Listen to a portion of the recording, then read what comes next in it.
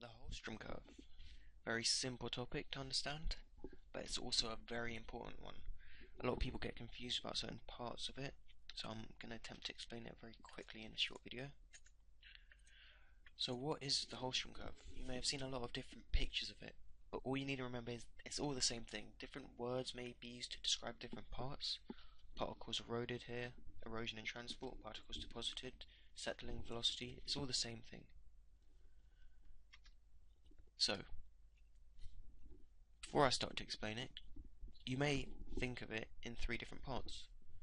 That makes it easier, just think about it like that. But I'm going to come on to why it might be better to think of it as three different parts, but also two different parts to some extent. So first of all, what is this? What is the Hjulstrom curve? Well, basically, it's just a model which describes the relationship between sediment size and the velocity of the river it's in. So what's going to happen to it? What processes are going to happen to it? So whether it's going to be eroded, whether it's going to be transported, or whether it's going to be deposited. So if we look at each part of the graph separately, we can look at the deposited part, the deposition part on this graph here, and basically this part is anything below the settling velocity, the critical settling velocity.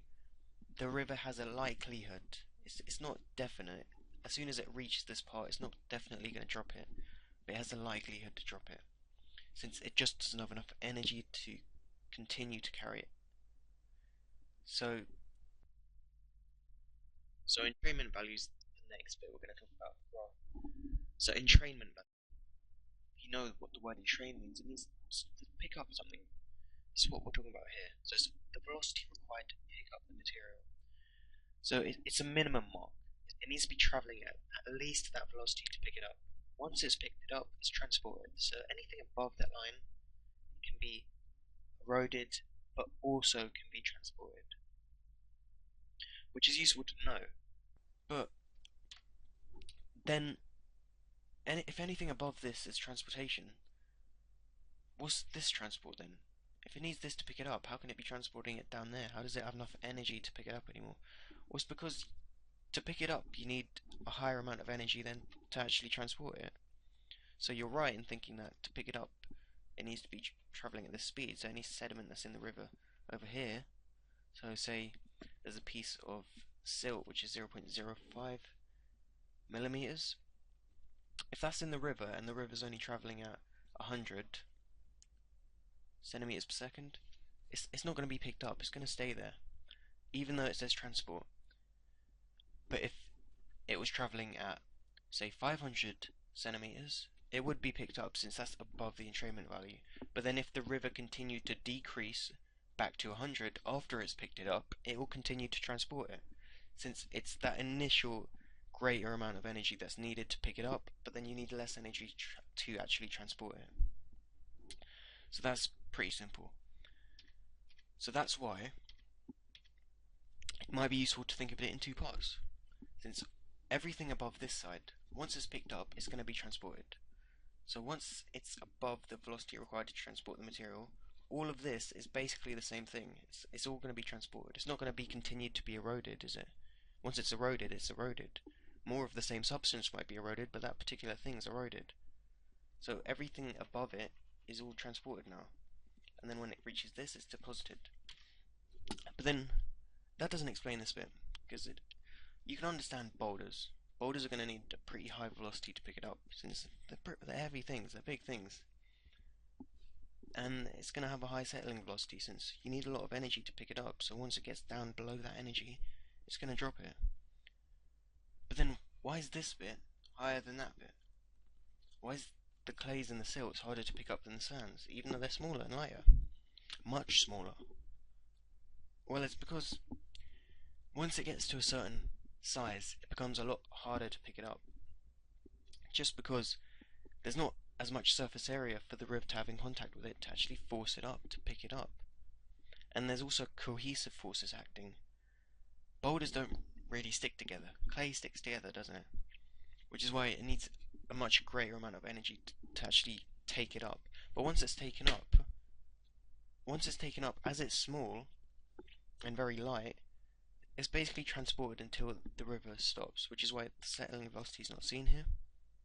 The river actually needs to stop for clays to be deposited, and this explains why on floodplains, when the flood goes away, the water goes away as well, and clay is deposited, which is why you find a lot of clay around floodplains, and also near the seaside, near the sea, where the river stops. That's where you're going to find the clay. So that explains the left side and the right side. So how can you use this? Well, it's basically, as I said before, essential in understanding everything. So a meander, for example, you can use it for river processes, river landforms, just features, photographs you get in the exam which you have to describe. Take this picture of the meander, river cliffs and slip-off slopes. Why in a meander is one half of it depositing stuff and one half of it is eroding stuff? It's because it's travelling at different velocities. It's travelling at a different velocity to deposit it and a different velocity to erode it. Also explains braiding. Also explains levees when it's travelling at a higher velocity, but then when discharge decreases, the velocity is decreasing. It doesn't have enough energy to continue to hold the material that it did when it flooded. So that's why you get levees, since you just lets go of it on the riverbanks. The heavier material is deposited first because it has a higher settling velocity. So even though the river is still flowing, the heavier material is going to be deposited first, the bigger material is going to be deposited first, since that's got the higher settling velocity, and then further on you'll get the clays. And boulders. These are relics of a past time, when rivers flowed with a much greater discharge. For example, during the end of the last ice age, seasonal snowmelts in the springtime would bring huge amounts of discharge, just unimaginable right now, but in England the rivers were really big, so they could travel and transport all of these big boulders. But then when the springtime left and there was reduced discharge, and when the rivers just generally got smaller, they couldn't carry it anymore, so they just let them go, and now they're there. So yeah, that's the Hjulstrom curve. If you've got any questions, just feel free to put it in the comments. I'll be more than happy to answer it, and next time we'll be doing river processes, which may help this bring it all together.